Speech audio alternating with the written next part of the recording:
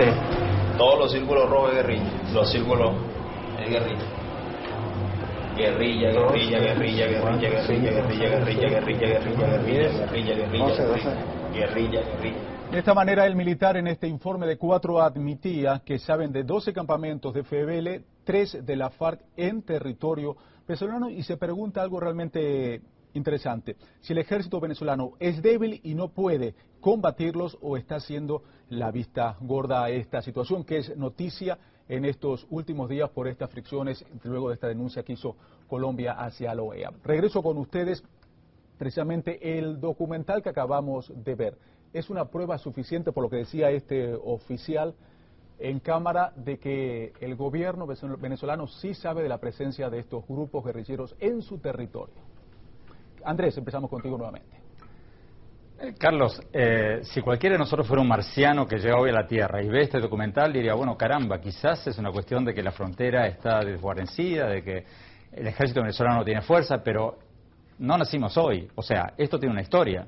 Hace apenas 2 años, en 2008, recordarás que el ejército colombiano invadió un campo de la FARC en Ecuador. Encontraron las computadoras del máximo guerrillero del momento, en ese entonces, Raúl Reyes. Encontraron 37.000 archivos de computadoras, en las cuales se decía, entre otras cosas, que la FARC tenían un cuartel central en Fuerte Tiuna, que era el comando del ejército de las Fuerzas Armadas de Venezuela en Caracas. Decían que la FARC le habían dado a Chávez $105.000 cuando salió de la cárcel, después de su intento de golpe en 1992. O sea, hay numerosas evidencias, y esto no fue un funcionario de Interpol que certificó estos archivos.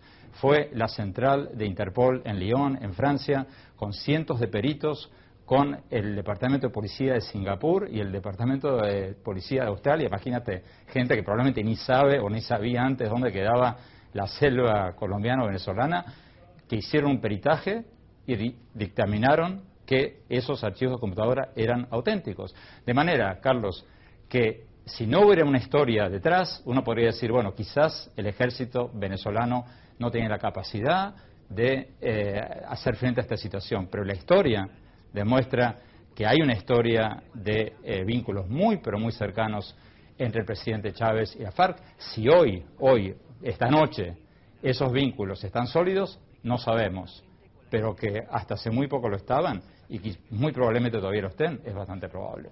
Al que le costó caro el decir algo parecido a lo que tú estás diciendo, Andrés, es Larry Palmer. Hoy el presidente Chávez afirmó de que Palmer rompió con todas las reglas de la diplomacia al emitir opinión en el Congreso de los Estados Unidos sobre las Fuerzas Armadas de Venezuela. Decían que la moral es débil, algo que parecía en este documental, y también decía que es muy probable de que sepan de estas presencia de estas fuerzas. La pregunta que le hago ahora a Carlos Alberto Montaner es: ¿por qué el presidente, aparentemente, por esta información que tenemos de Estados Unidos, este documental, denuncias de Colombia, por qué el presidente Chávez sigue insistiendo de que ellos no saben de la presencia de estas fuerzas guerrilleras?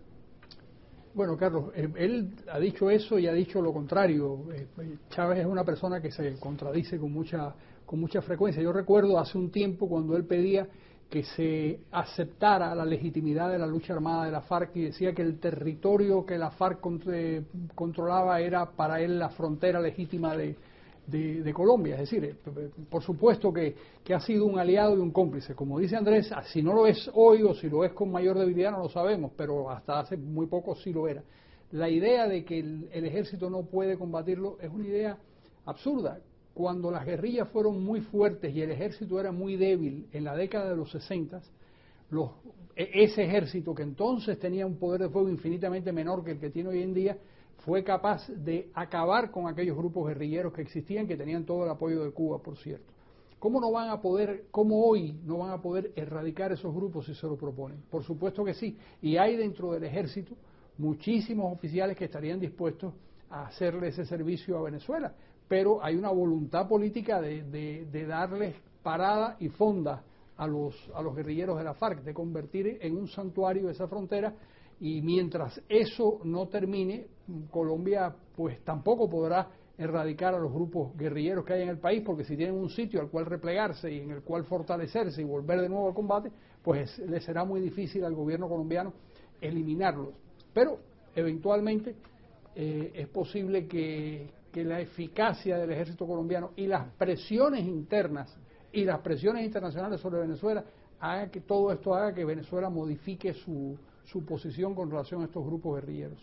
A propósito de estas nuevas relaciones que pueden surgir ahora con este flamante gobierno en Colombia, le pregunto a Michael Shifter, que él regresó de la toma de posesión, precisamente estuvo ayer en Colombia. Se van a reunir ahora este próximo martes ambos presidentes. Colombia es una denuncia muy seria ante la OEA, presentó documentos, un gran número de documentos, presentó videos. Venezuela se ofendió ante esos documentos, rompió relaciones, ahora se reúnen nuevamente. Pero ¿qué va a pasar con esas pruebas que presentó Colombia? ¿Santos va a presionar a Venezuela para que se haga algo? Mire, yo creo que obviamente la presentación que se hizo en la OEA fue durante el gobierno al final del gobierno del presidente Uribe, el gobierno saliente. El presidente Santos está tomando control, ya tomó control. Hay que recordar que todavía ya entregó los archivos que mencionó Andrés de la computadora de Raúl Reyes a Rafael Correa ayer, el presidente de Ecuador. Es otra manera de tratar de ver si se puede bajar las tensiones, ganar más confianza entre ambos países, porque no ha sido el interés de Colombia. Entonces, creo que la información está ahí. Nadie sabe mejor la presencia o no presencia de la FARC en Venezuela que Juan Manuel Santos. Él fue ministro de Defensa bajo Uribe, tiene acceso a toda la información, él sabe exactamente cuál es la situación. La pregunta es cómo tratar de mejorar la relación o trabajar ese tema. Yo creo que va a tener una política de dos carriles. Por un lado, mejorar la inteligencia, mejorar toda la información, lo que está pasando en la FARC. Va a tener una política firme, pero al mismo tiempo va a tratar de crear mecanismos de mayor confianza y de mayor cooperación entre ambos países, a ver si se puede lograr una cooperación, lo que no existe obviamente hoy entre Colombia y Venezuela. Pero Michael, ¿no significa esto que me está diciendo borrón y cuenta nueva? Por más que haya sido durante el gobierno de Uribe estas denuncias, Uribe antes de dejar la presidencia elevó esta denuncia a un tribunal internacional en La Haya, pero sí, no está más Uribe en la presidencia, está Santos ahora. Pero sí, no es borrón y cuenta nueva, ¿o sí? Sí, yo creo que él va a enseñar otra política. Lo que me llamó la atención estando en Colombia y conversando con gente del equipo del presidente Santos es que es una gran diferencia entre la política de Santos y presidente Uribe. Son dos cosas distintas, a pesar de que Santos fue ministro de Defensa. Es un enfoque más institucional, más diplomático. La canciller nueva de Colombia fue embajadora en Venezuela. Tiene mucha confianza tanto con el gobierno de Chávez como el gobierno, como la oposición venezolana. Claro. Es otro tipo de cosa. Nadie sabe si va a funcionar. Nadie tiene ilusiones, nadie es ingenuo. Pero por lo menos vale la pena intentar otro enfoque, otro tipo de diplomacia, a ver si puede rendir mayores frutos. Ayer llevamos en vivo, ahí lo vemos al canciller venezolano, que estuvo presente durante la toma de posesión, cuando decía Santos, en mi diccionario no está la palabra guerra. Y algo que me llamó la atención de Maduro, él decía que la reacción de la gente era muy positiva, que le decía, queremos a Venezuela, no queremos una guerra. ¿Usted siente, cuando tuvo oportunidad de hablar con los colombianos, que está ese sentimiento de apoyo, lo que decía el canciller, que hay un cariño muy fuerte hacia el pueblo venezolano? Sí, yo creo que hay una actitud distinta en este momento entre los colombianos por varios motivos. Yo creo que el motivo económico tampoco es menor.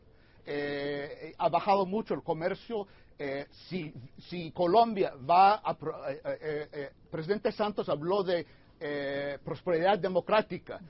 Para eso necesitan incrementar el comercio con Venezuela. Es muy importante, un socio comercial muy importante. Entonces hay una actitud de ver que se puede avanzar en ese tema, pero sin tener ilusiones. Yo no creo que le van a convencer a Chávez para controlar las FARC.